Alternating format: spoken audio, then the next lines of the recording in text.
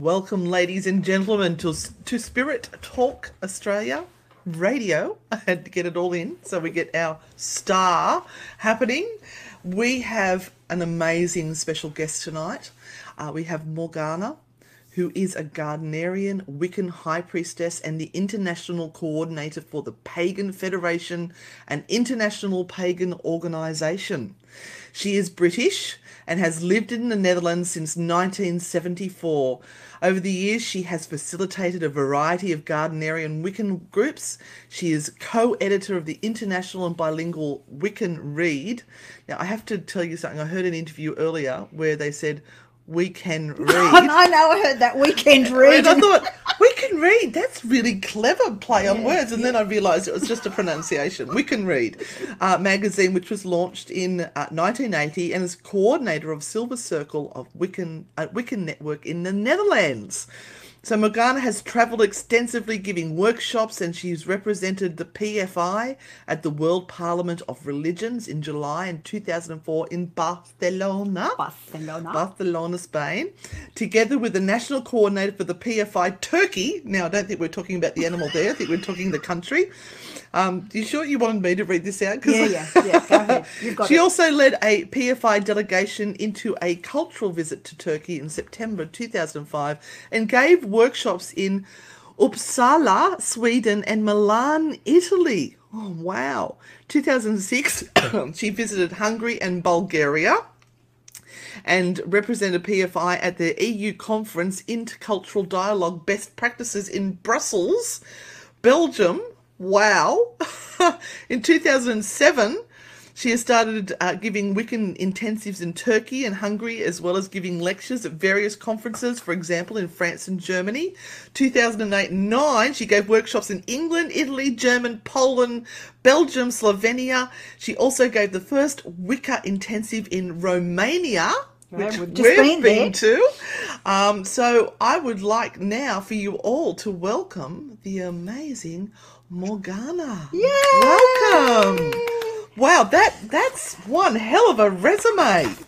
And that's probably only a squidge, a little smudge of what you have done, my darling, over all the years. So we are so honoured to have you. And an author as well. We can't forget that you yes. are an author and have written the book Beyond the Broomstick, which I've got scrolling across the bottom there at the moment, which I was trying to get hold of, and it's a little bit hard to get hold of in Australia, and also the Mara Papers as well. So now, is there any other books? Well, first of all, good morning or good afternoon. Hello. Blessed be. I'm so excited. Actually, when you're reading the resume, it's like my jaw kind of drops as well when I think about it. But of course, as you pointed out, I have been in the Netherlands since 1974. Basically, practicing Wicca since 1979. So we're just celebrating this year, actually, our 40th anniversary, or I celebrated my 40th anniversary last September 2019. So a lot of things have happened, and in this kind of talk, it's quite nice to answer questions, because you're asking questions now, and what have you been doing, etc., etc. I always kind of like to focus on questions which are people are interested in. I do interfaith work as well, which has in recent years become quite important because of the state of the world. You know, there are certain periods in my life when I've seen that things like human rights are more in focus. Yeah. I'm a child of the 1960s, my dears, and it was like all these hippie, peace and love and all the rest of it. And it's so sad today when I'm thinking how much of those values and our wishes and dreams are still not being accomplished. And it's so when you talk about, giving the first Wicca workshop in, for example, in Turkey, in Istanbul, or in Romania, thinking what I've done in 40 years, you know, to encourage people to look at a spirit, you know, look at a nature religion, to look at the divine feminine. And when I started, and now looking at the state of the world now, you know, I think sometimes I get quite sad. On the other hand, I'm quite optimistic still. But this is kind of where I am and who I am. So hearing my biographies, yes, there have been quite a lot of changes in the last 3 or 4 years. And do you feel the interfaith work? Sorry. And there we have our beautiful Tamara, Lady Tamara, who is our patron, saying Merry Meet Morgana and welcome to Australia. It's great to have you here chatting. Yes, of course, it's due to Tamara that I'm actually here, because she reached out to me as an elder to see if I would be interested in working on a project or a book she was working on, called Pagan and Witch Elders. Yeah. And when people call me an elder, I think, oh, who are they talking about? That can't be me. I'm still a hippie. Exactly. So Tamara and I had a good session of, you know, what have you been doing, etc., etc. And of course, she said, you guys got this spirit talk, and we'd love to have you. So I said, yeah, sure, fine. It would be a real pleasure. You know, what do you want me to talk about? So anyway, thank you, Tamara, for introducing me to these lovely ladies and spirit talk people. We'll see how far we get today. And I mean, I'd love to come to Australia one time, but you know, at the moment, that's just not on radar. So perhaps, you know, today we have social media, and of course it's so amazing how we can kind of link together. So when we first started out in Wicca, it was still by letters, you know, something called snail mail, you know. Yes. No, we didn't even have computers, or well, we were just beginning. In 1988, I had my first computer. Had no idea, and it was, you know, a sort of Commodore 64 for those people who remember the Commodore 64 and all the rest of it. So, in that sense, so many things have changed. And Tamara says that your book will be called the Hippie Elder. I wouldn't mind at all, Tamara. I wouldn't mind at all. So many of I was just saying, so many of my ideals and dreams and being a pagan actually stem from being within that hippie, the 60s, because the music, and there were people looking at spirituality. So in fact, that whole era has also really marked who I am, and my love for traveling. And just this idea of being together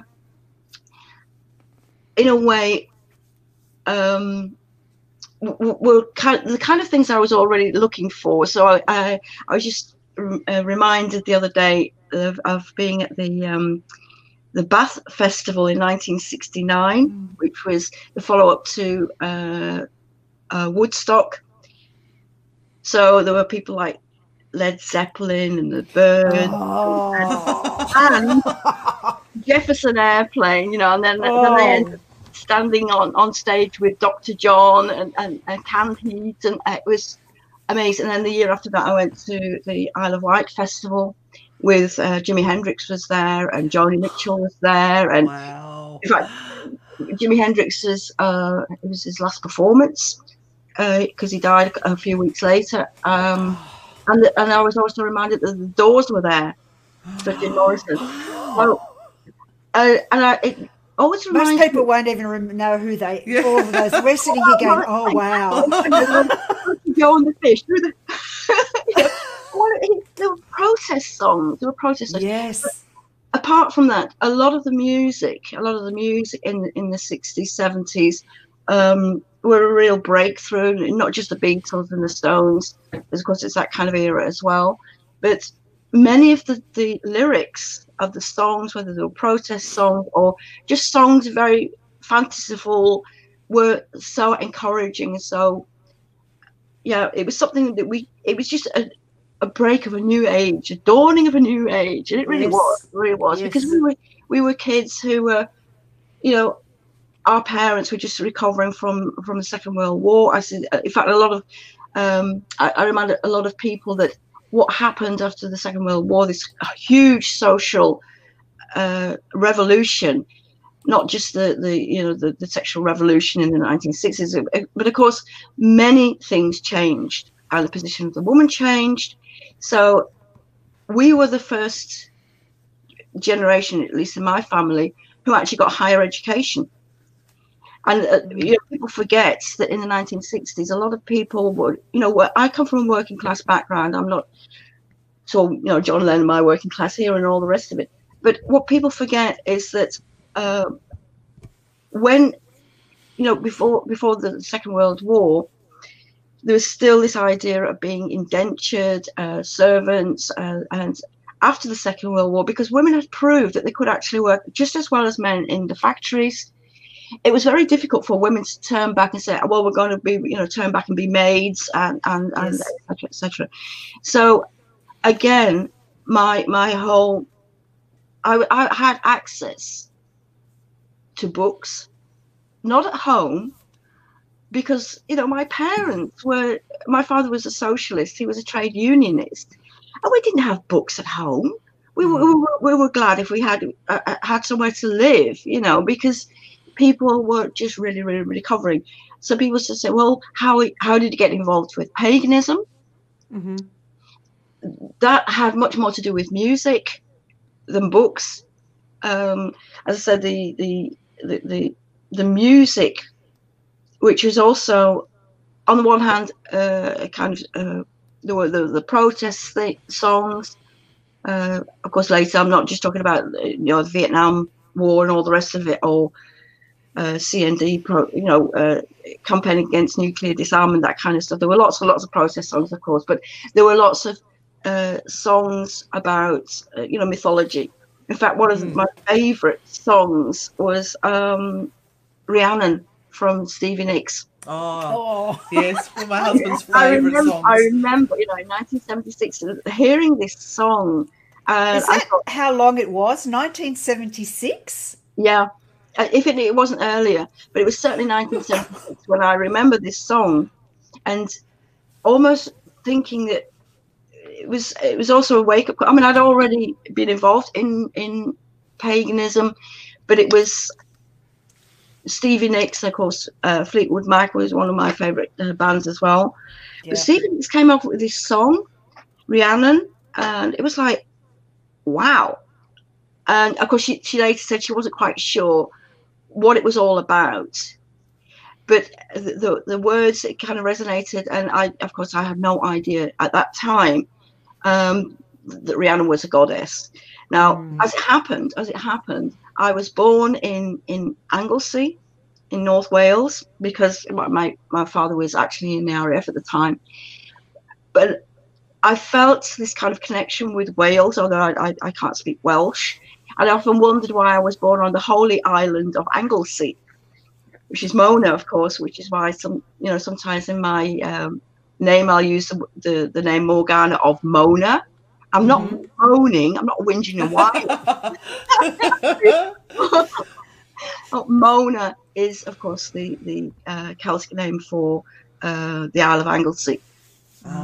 So when this song appeared, it was like Stevie Nicks became also somebody I looked and saw what she was doing, and I saw her struggles as well. So there were lots and lots of influences, but very often from music. One of my all-time favorite bands at the time was the Incredible String Band. I don't know if any of you even know who the Incredible String Band. Mike Herron, Robin Williamson, and they also appeared at Woodstock, by the way. But so when I was studying in the 60s and then later in the 70s, the string bands were one of my absolute favourites. I used to go up to Manchester and see them, and although the whole stage appearance was very, very of course, very hippie, but they're songs, the songs that Mike Heron wrote. One of them has become a mantra. I can't remember that. I'll come back to that in a few minutes. Mantra, which has become one of the mantras for shine upon you, all love surround you. The mantra. I'll look it up later because it's quite important actually. We actually have a question here from Maxine, and it's probably a good also to find out a bit more about you is, how did you find yourself on the path of being a Wiccan, and how do you know if you were a Wiccan? Right. Well, first of all, I think if you know you're a Wiccan, I think that's something that occurs. As I said, these very turning points, like hearing a song like Rhiannon. So I'm explaining a little bit about how I was influenced, etc., etc.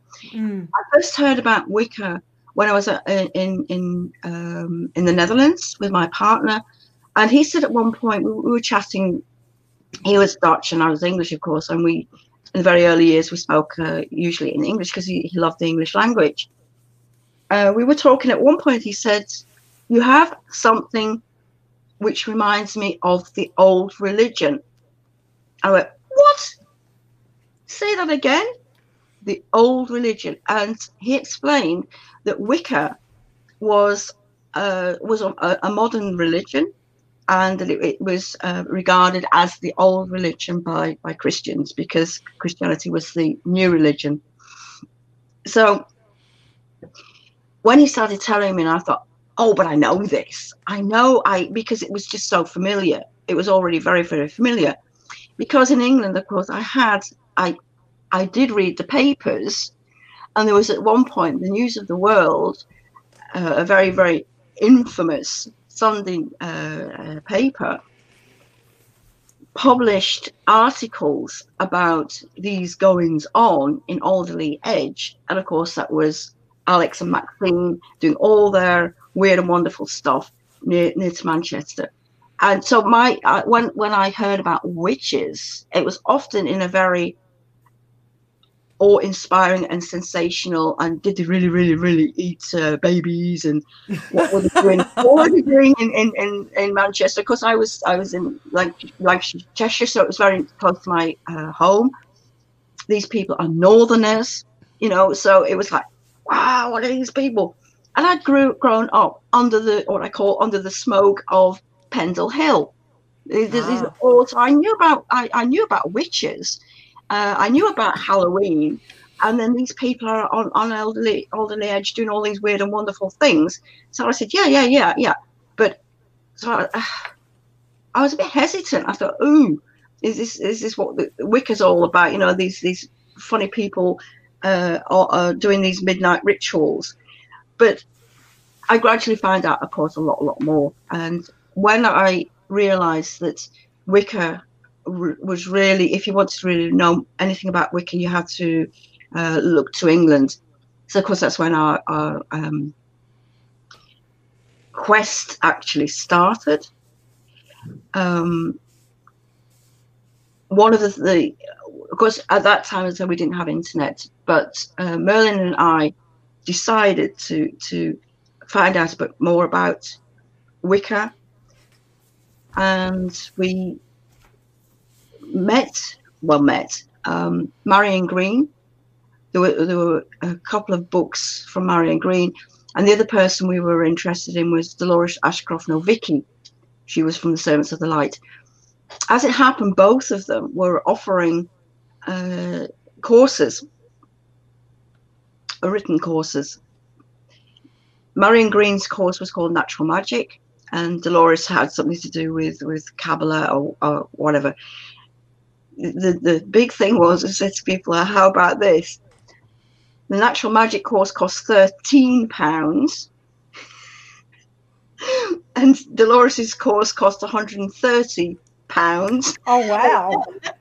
And this is in the 70s, so you can guess which one we chose. So we made acquaintance with Marion Green, and I think we were one of the first, if not the only people who managed to actually finish the Natural Magic course.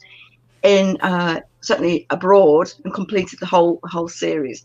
So we later met Marion, but how we actually became involved in or found a coven, because by this time we knew, I mean, there were so many things about this Wicca philosophy that just rang big bells. But I was also interested at the time very much into anthroposophy. I'd moved to the Netherlands because I joined a Rudolf Steiner Camp Hill village. That's why I moved to the Netherlands. I also knew a little bit about Hinduism and various other religions, of course, from this whole interest in spirituality. But I wasn't really sure about, as I say, Wicca. There wasn't really much to find out, actually, because there were very few books. So I started reading a couple of books. But in 1979, I'd lost my job, by the way.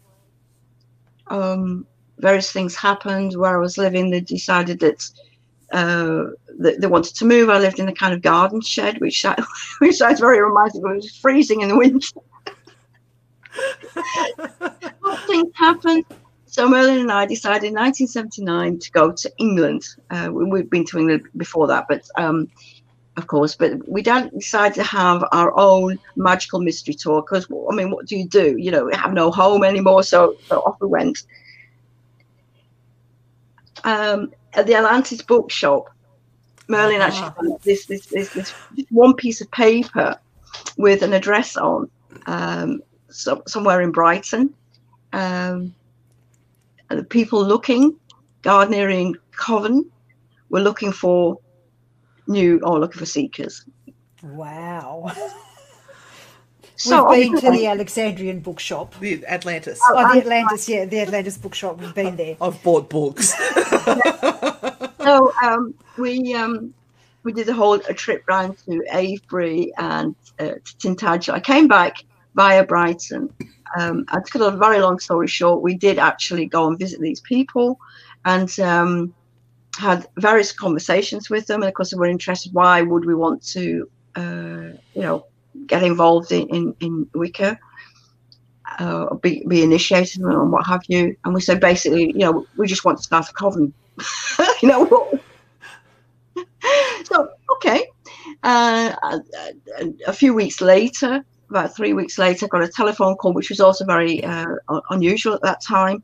And it was who would then be our priestess, asking us if we wanted to be initiated. So 3 weeks in September 1979, of course, we went over and were initiated.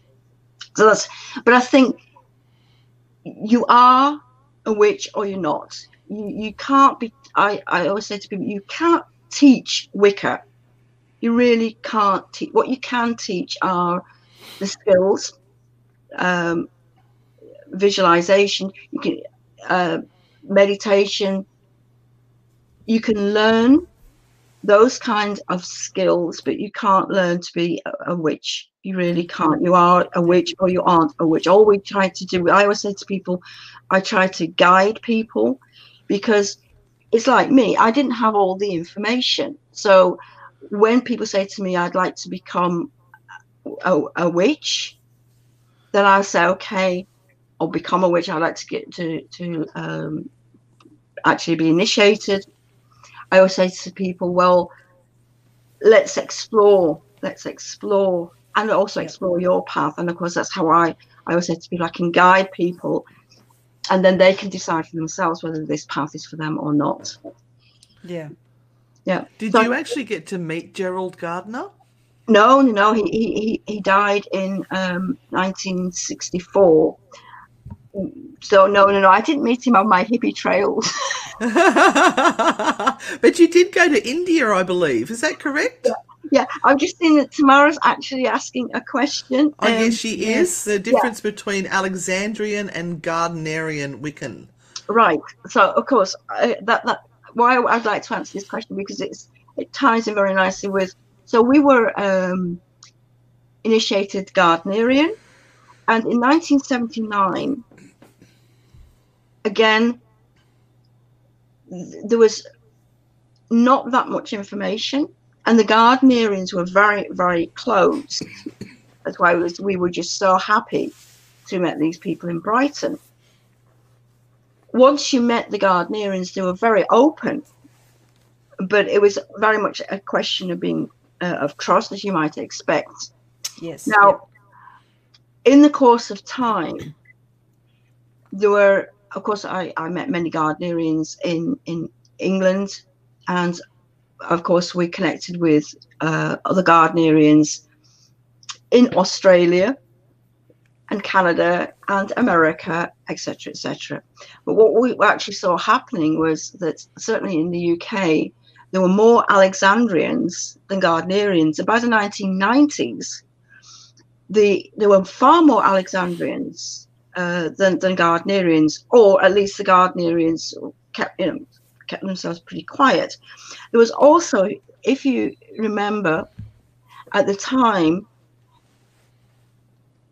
Janet and Stuart were very popular. First of all, Alex and Maxine, but of course, Alex died in 1988. I think it was 88. Maxine was still giving talks in London, the Temple of the Mother, I think she called it. So she was giving her monthly soirees. But it was Janet and Stuart, who were already living in Ireland, who were really, really giving Wicca a face. There were Stuart's book, What Witches Do, came out in 1971. Here in the Netherlands, we were, of course, talking about Gardnerian Wicca, but we're also Alexandrians here in the Netherlands as well, and gradually we met quite a few. What we noticed was that the Alexandrians, their emphasis was actually more on magic and less on the religion, whereas what I'd recognized within Gardnerian Wicca was we put more emphasis on the religion and secondly magic. And when I talked to my Alexandrian friends in the Netherlands, they were super critical of the way we did things, because they kind of said, oh, well, you just fiddle around. Because they were the masters of ceremonial magic. They also have this angelic system. And I said, well, you know, I'm much more into a nature religion, and reminding them that Wicca is a mystery tradition. People forget. It's, you know, it's a nature religion, it's a goddess religion, it's so many things. And because it's a mystery tradition, many of our rituals and emphasis is on the mystical side. Yeah. The way the Alexandrians did it was very much via high magic, ceremonial magic, and they were super ritualists. Now, at that time, Alexandrians and still in Europe, Alexandrians and Gardnerians often work together. The differences between Alexandrians and Gardnerians is becoming less and less. I say, so the Alexandrians have this huge emphasis on ceremonial magic and are very into color attributes, planetary attributes. They have this whole connection with angels. Alex was into Kabbalah and all sorts of weird and wonderful things, and we just didn't have that emphasis. My emphasis was on the earth, so my emphasis was on earth magic, and that is still, I still think that is the huge difference between Alexandrian and Gardnerian. But of course, if I say that, 50 million people will say, oh no, it isn't. But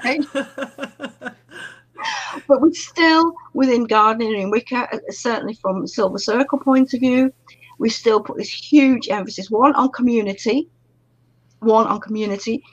and secondly on the ritual practice. And of course, for me, it's a lunar religion, and this huge emphasis on the cycles of the moon and the connections with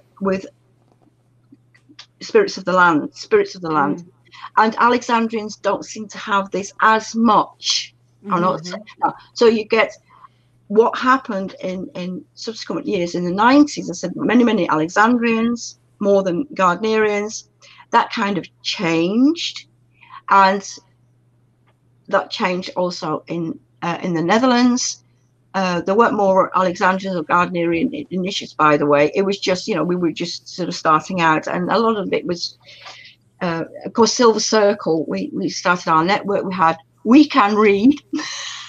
I love that. I never thought of that before. We Can Read, yes. And of course, we were publishing articles. So gradually, and of course, there were people who had been initiated Alexandrian, but met Gardnerians and started having relationships. So there were all these witches who were, intermarrying. Interfaith, there we go. But of course, and certainly as Wicca, we call it initiatory Wicca, by the way, as opposed to BTW, which is an American concept, British traditional Wicca. Most Europeans don't, well, apart from the fact that they're not really aware of the Americans with this idea of BTW anyway. Who cares? But of course, some of us do care, because initiatory Wicca, we talk about a path of initiation. So when Alexandrians and Gardnerians met socially and then forming relationships and what have you, you also saw that there was a gradual mix.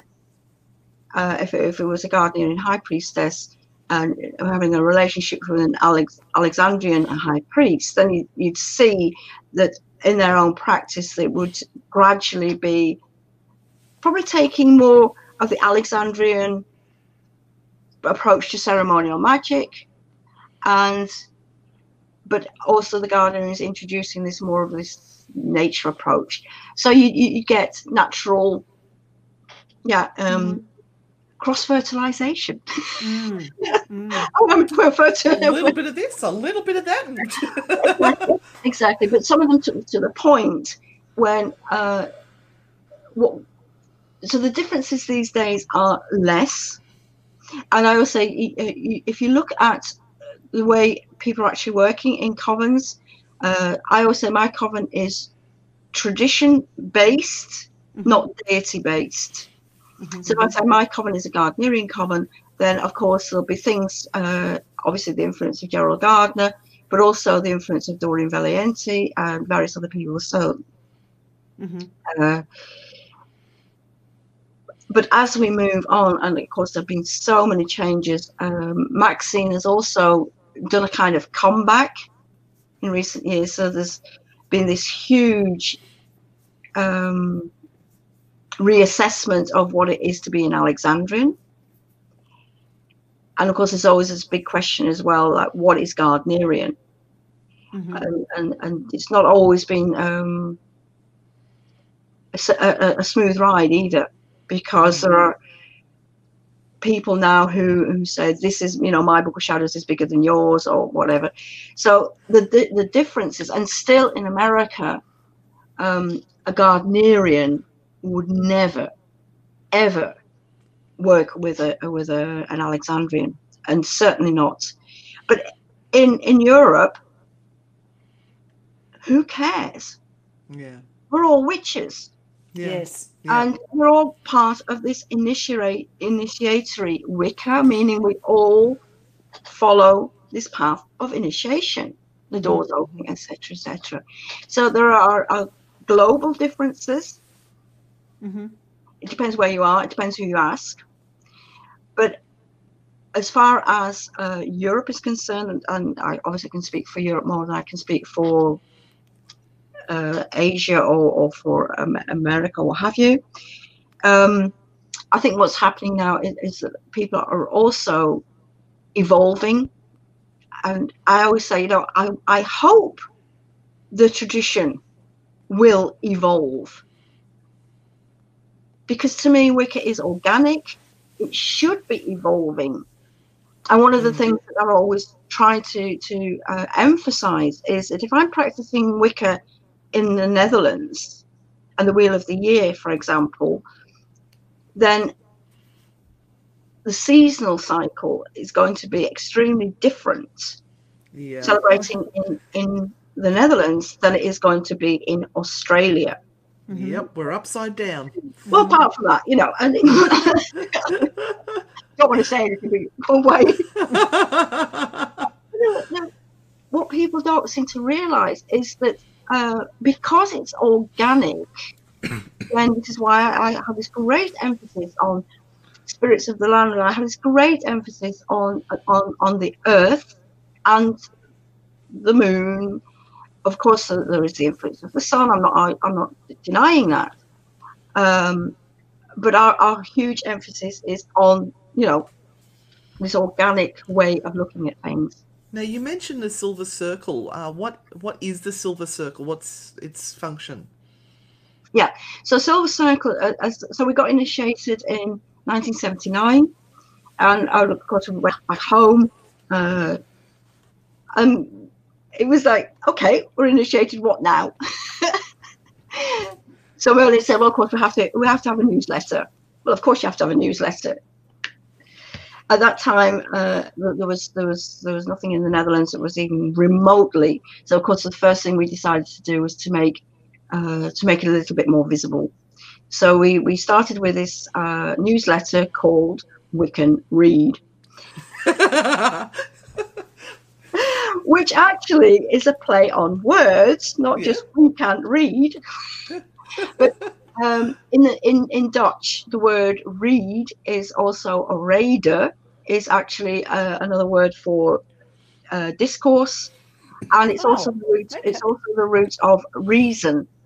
The word we have, reason, reder, reason. Wow! So, yeah, and of course the Wiccan Raid was also our golden rule. Although, as I said, as a golden rule, actually the Wiccan Read as an ethic was actually an instruction for magical work, but it became literally our golden rule. So if people sort of say to me within the interfaith, what's your golden rule? It'll be, and it harm none, do what you will. Yeah. So when we started Wiccan Read, we had this newsletter in Yule 1979, and of course we thought, oh, what are we going to call ourselves? Merlin and Morgana. It was very, very spontaneous, and of course then we said, well, under what kind of identity? So, and that's when we decided to call it Silver Circle. It was just very, very spontaneous. So Silver Circle became the network for reaching out to people who wanted to find out more about Wicca. And so we had a response to the newsletter. We sent it out to about 25 people, again, you know, by post. We just sent it out to friends who we thought might be interested. And at spring equinox 1980, Wiccan Read was then launched, or was officially became our newsletter.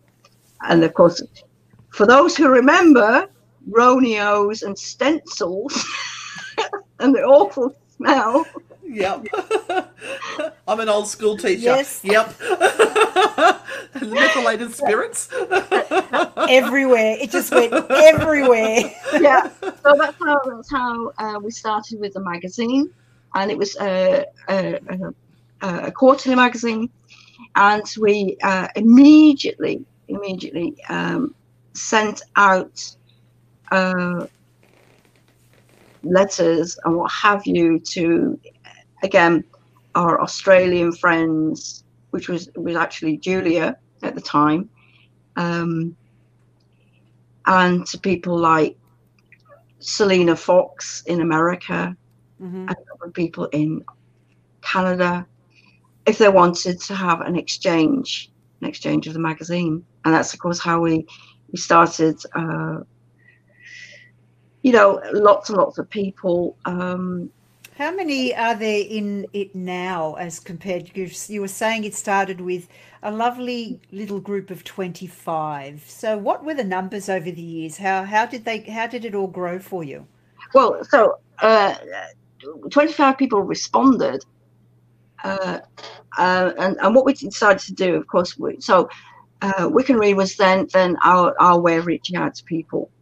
We were also still in a period of like, what do we want to do with Wicca? And I always remind people it took us 5 years before we actually had our first initiate. So in 1984, what happened was Wiccan Read had a response. People were very interested. So what we decided to do is, a couple of years later, was to have what was affectionately known as our Friday evening group, which was an information evening. Mm-hmm. So we'd invite people, and at that time we were still living in a flat in the middle of Zeist, where I still live. And at that time, if you had 5 or 6 people, it was a lot. It was a lot. Mm. So for many years, until about 19, I think, when did we start having so about 1992, we had these Friday evening meetings. That's where the Mara aspect comes from, by the way. Mm-hmm. We were also invited by Olivia Robertson from Fellowship of Isis to form an Isium. It became, but we decided in the end not to, because we kept getting all these letters from places like Nigeria and Africa. All these people wanted us to do love spells and what have you. So we said to Olivia, sorry, please write us out. Don't mention our address in your newsletters. We will continue. And if you want, you let people know that in the Netherlands there is this Isium called Mara, and that's actually what we called the information Friday evening group. It was actually called our Mara group. And later in Wiccan Raid, I had a series of articles. I think I called it the Mara Papers or something. I can't remember what I called it. Yes, it's Mara Papers. I've got it actually scrolling across there. Yeah, and that was like a 20 long series. But it never did get to be a book, because I still want to maybe use what I gleaned as a basis of a book, but I've never got I never got around to it actually. So this Friday evening group, the Mara group, was established as I say, I think about 1981-ish. I honestly can't remember. And gradually people, of course, found out. And then 1 or 2 people would say, oh, this is really interesting. What do I have to do to, follow this initiatory path? Mm.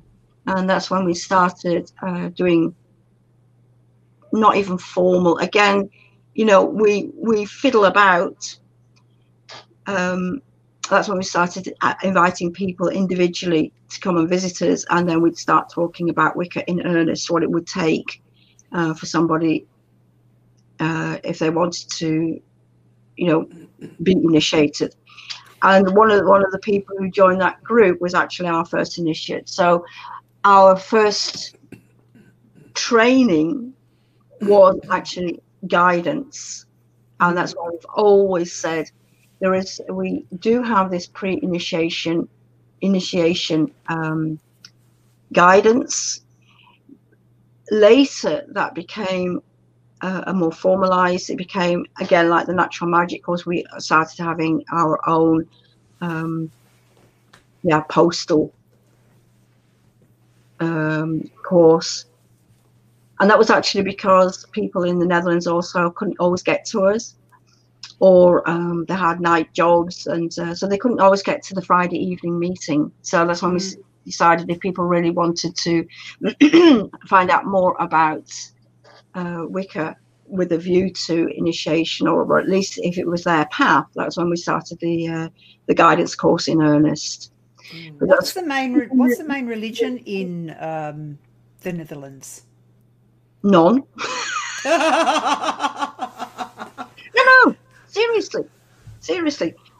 The Netherlands is secular, and religion has no part, or church and state are very much separated. Wow. Which has led, very, very much, and it's in the constitution. Everybody is allowed to think and believe whatever they want. And in the Netherlands, it's basically so we have freedom of speech. Basically, as long as you don't do anything to incite hatred, then you can believe whatever you want. If you want to be a spaghetti monster, well, who cares? Wow. This is the whole point. And what's happened, again, colonial history. The Netherlands, although it's only the size of Wales, has the highest or is the most densely populated country, probably still in the world, per meter or kilometer. And of course, the Dutch were the great explorers, etc., and had as part of their colonies Indonesia. Of course, they were discovered, places like they probably had Australia as well, but let's forget about that part of history. Yeah. Well, what was the name of Australia before it was Australia? Van Diemen's Land. Well, no, before that, when Tasman, you remember Abel Tasman? Yes. And didn't he call Australia Holland, New Holland? New Holland. Absolutely. See, I know more about history than you do. Absolutely. So Tasman, and all this history, the colonial history, and of course there's also the slavery and all the rest of it. But Indonesia was the major. Of course, even then it was Muslim.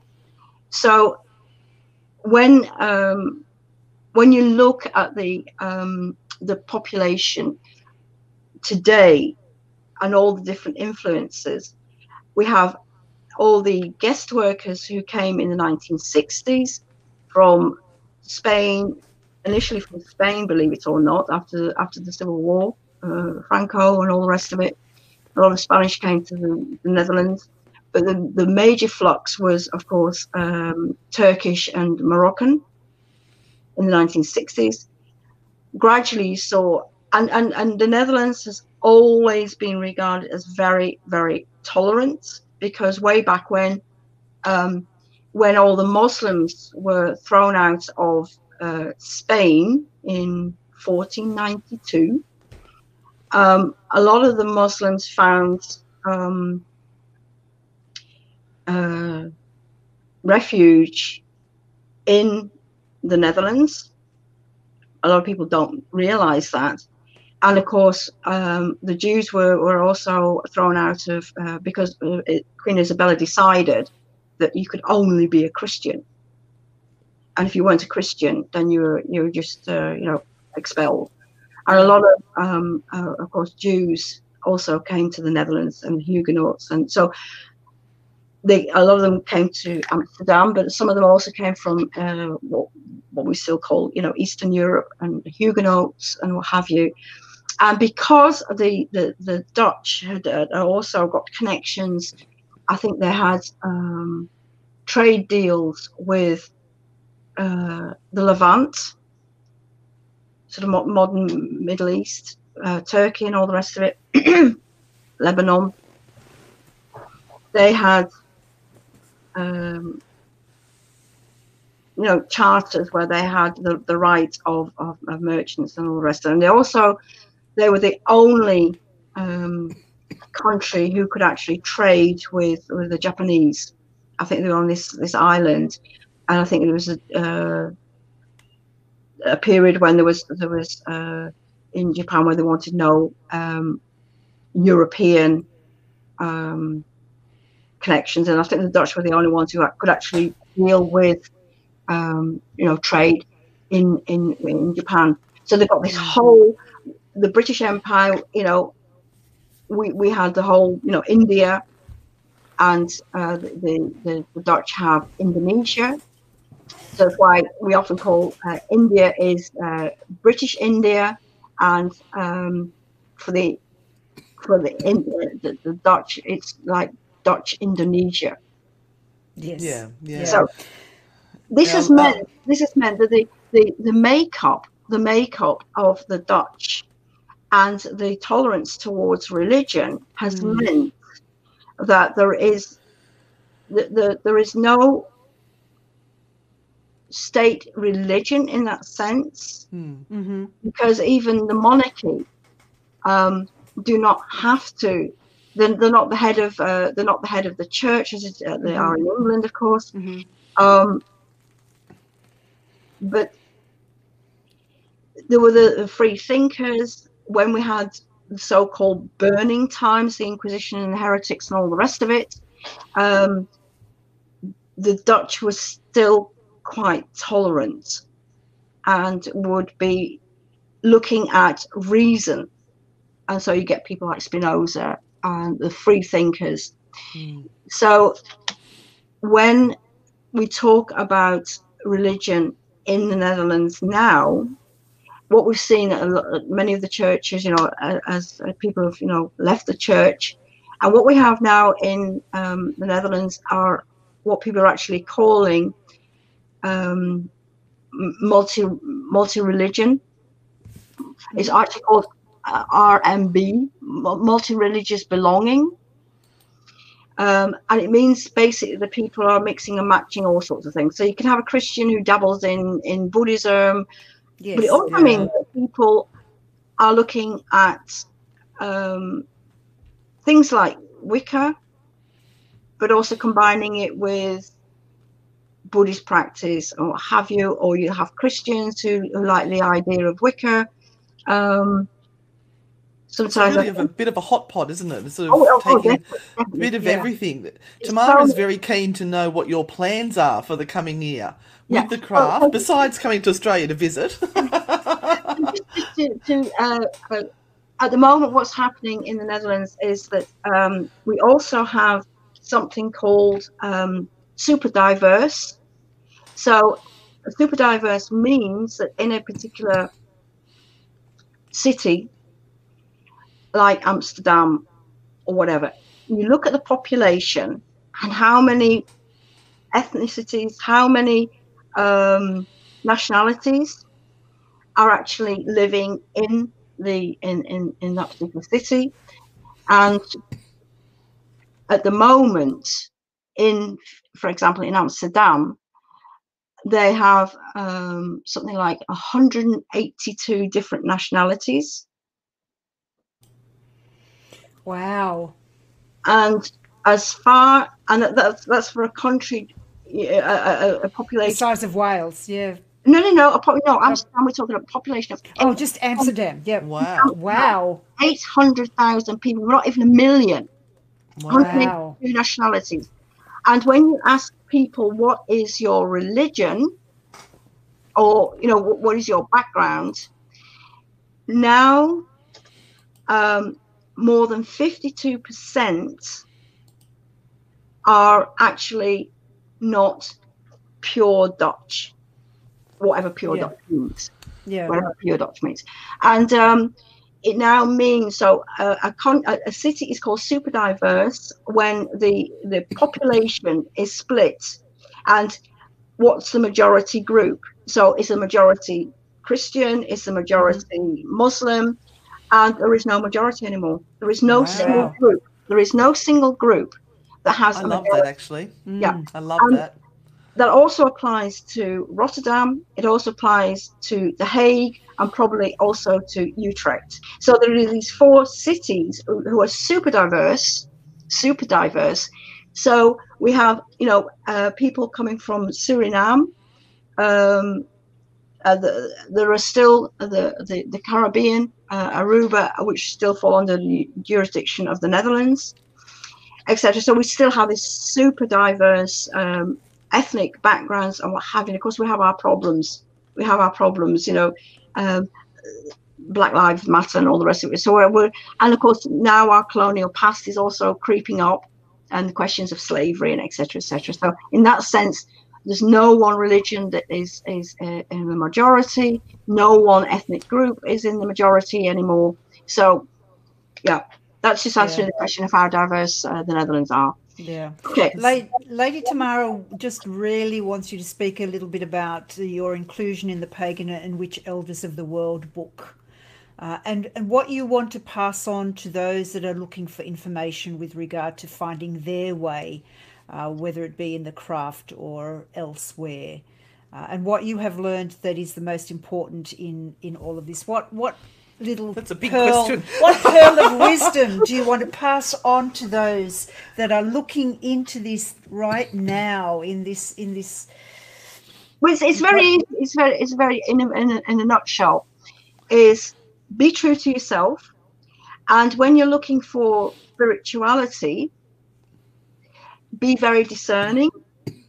Don't take no for an answer. If you have any questions, for example, you see on internet, colon this, path that, or whatever. If you ever get in contact with anybody and ask them for, who are you, questions, etc., and they refuse to answer certain questions, especially about their what I call their background, their lineage. If people tell you a story which you think is too good to be true, as we know, usually it probably is.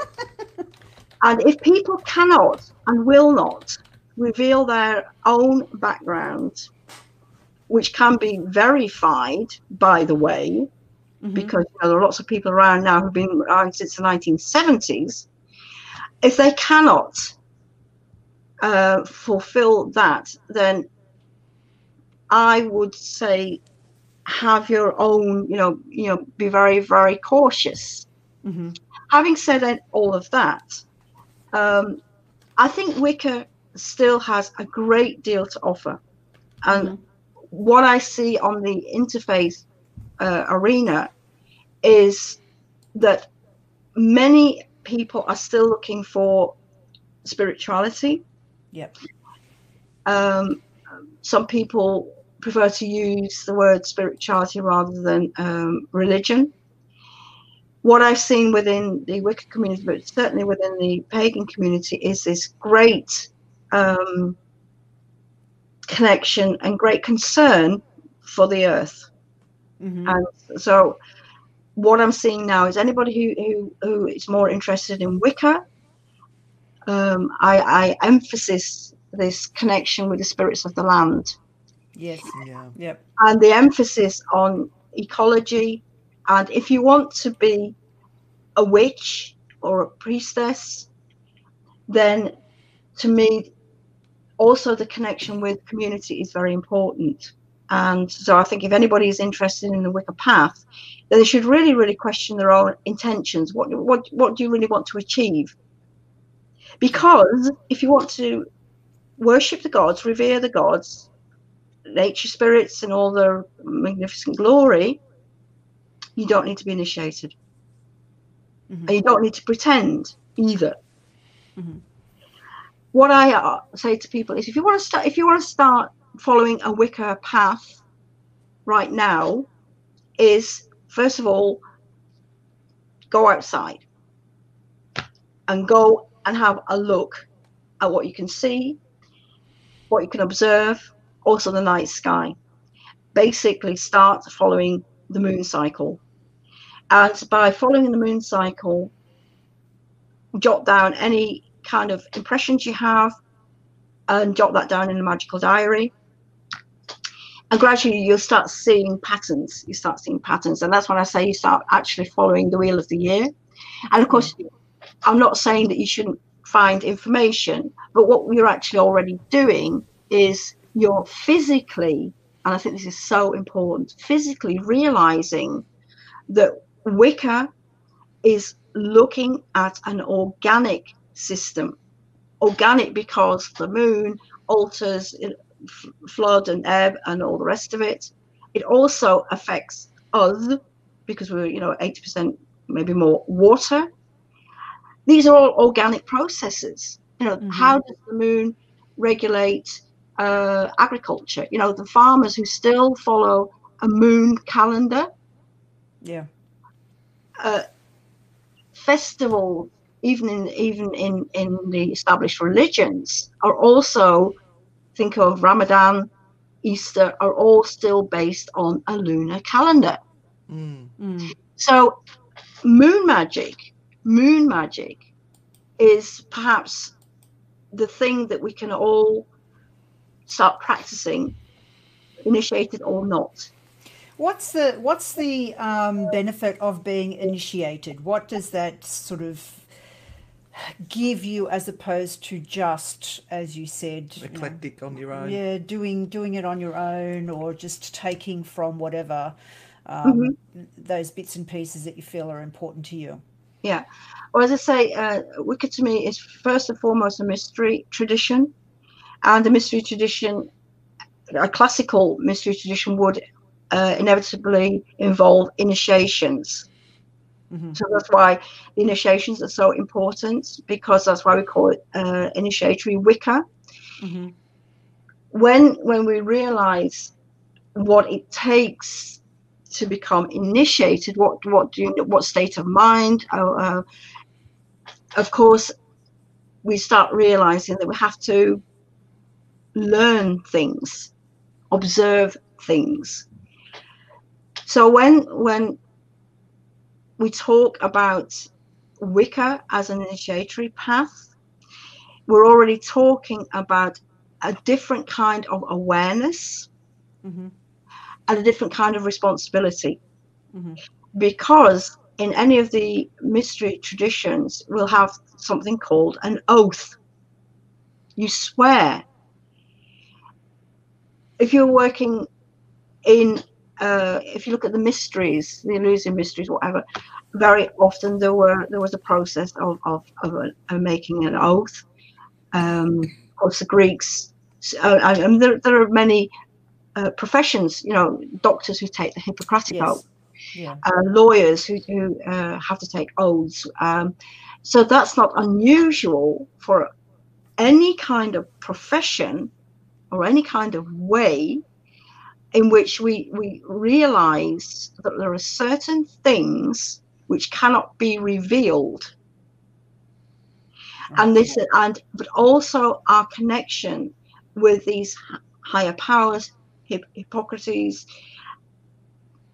It's this world beyond that which we don't automatically know, but by being initiated, of course, we learn to experience these worlds.